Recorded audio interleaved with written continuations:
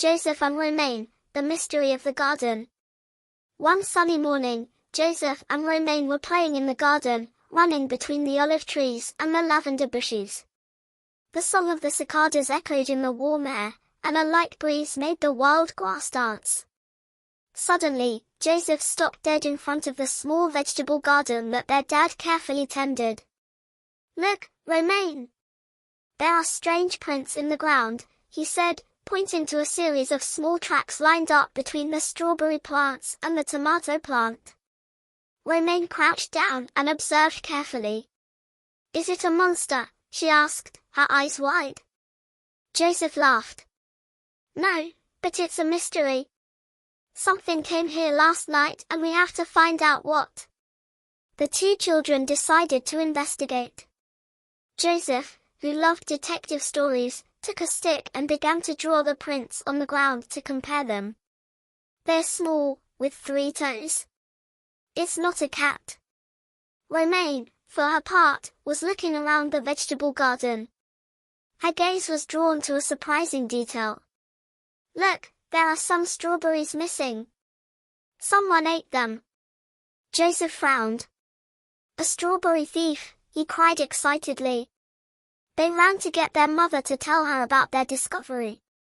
She smiled and encouraged them to look for other clues. "Try to see if you find anything else unusual," she advised them as they continued to hang out the washing in the sun. So Joseph and Romane began to explore every corner of the garden. Near the hedge, Romane found a grayish feather stuck between 2 branches. "A bird?" she suggested. "Maybe. But a bird doesn't dig in the ground," Joseph thought, scratching his head. Then, not far from the strawberry plants, they saw a small black dropping. "Yuck!" Romane exclaimed, pinching her nose. "That's proof," Joseph declared. "Grandpa René explained to us that animal droppings help us know who's been there." They decided to go see their grandfather at the farm to show him their clues. On the way, Romane was jumping up and down with excitement. "Do you think it's a fox? Or an elf eating strawberries?" "An elf?" Joseph laughed. "I'm thinking more of a greedy animal, but which one?" When they arrived at the farm, Grandpa René greeted them with a big smile. "So, my little detectives, what have you brought me?"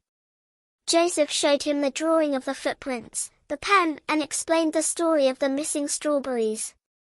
Romane proudly showed off the droppings, while keeping a certain distance. Grandpa René nodded as he inspected their findings. I think you're dealing with a greedy hedgehog."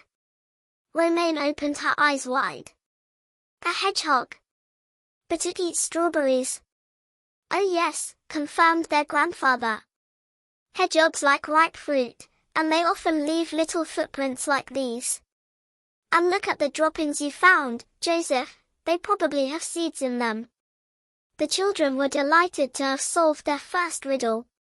In the evening, they set out a plate with a few pieces of fruit near the vegetable garden and hid behind the window to watch. Joseph held a flashlight ready to be turned on at the slightest movement.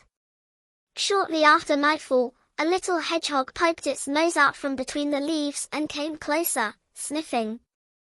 "It's him," whispered Romane, amazed. Joseph smiled. "Now we know who the strawberry thief is."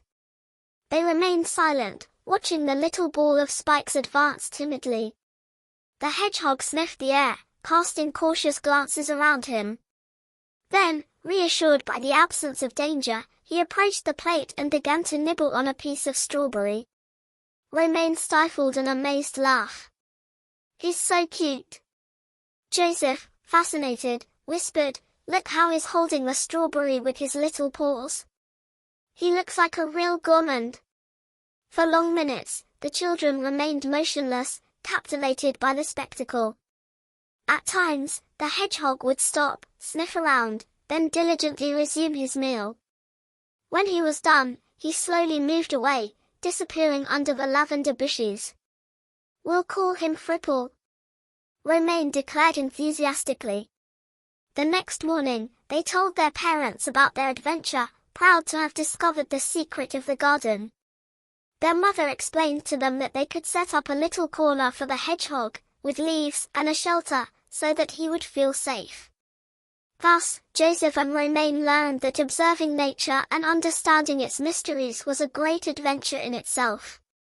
And above all, but a good detective must always be patient and attentive to the smallest details.